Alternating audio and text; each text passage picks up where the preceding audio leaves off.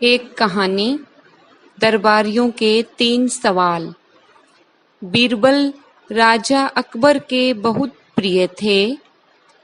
वह अपने बहुत सारे निर्णय बीरबल की चालाकी और बुद्धिमानी के बल पर सभा में लेते थे।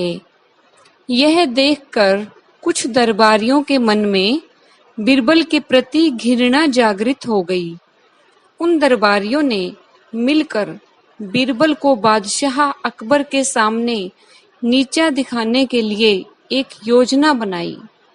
एक दिन भरी सभा में उन दरबारियों ने अकबर के समक्ष कहा कि अगर बीरबल हमारे 3 प्रश्नों का उत्तर दे देंगे तो हम मान जाएंगे कि बीरबल से बुद्धिमान कोई नहीं। बीरबल की बुद्धि की परीक्षा लेने के लिए बादशाह अकबर हमेशा तैयार खड़े रहते थे। यह बात सुनते ही राजा अकबर ने हाँ कर दिया। 3 प्रश्न कुछ इस प्रकार थे। आसमान में कितने तारे हैं? सेकंड क्वेश्चन, इस धरती का केंद्र कहाँ है? क्वेश्चन नंबर 3, इस पृथ्वी में कितने पुरुष और महिला हैं?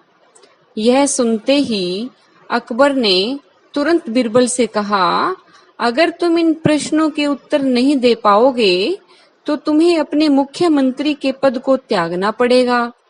पहले प्रश्न के उत्तर के लिए बीरबल एक घने बालों वाले भेड़ को पकड़ लाए और कहने लगे कि जितनी बाल इस भेड़ के शरीर में है उतने ही तारे आसमान में हैं।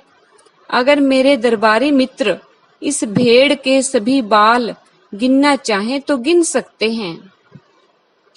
दूसरे प्रश्न के उत्तर के लिए बीरबल जमीन पर कुछ रेखाएं खींचने लगे और कुछ देर बाद उन्होंने एक लोहे की छड़ी को गाड़ दिया और कहा, यह है धरती का केंद्र बिंदु।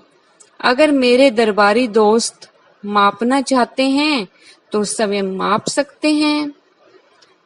तीसरे सवाल के उत्तर में बीरबल बोले, वैसे तो यह बताना बहुत ही मुश्किल है कि इस दुनिया में पुरुष कितने हैं और महिलाएं कितनी हैं, क्योंकि इस दुनिया में कुछ ऐसे लोग भी हैं जिनको उस गणना में नहीं जोड़ा जा सकता, जैसे कि हमारे यह दरबारी मित्र।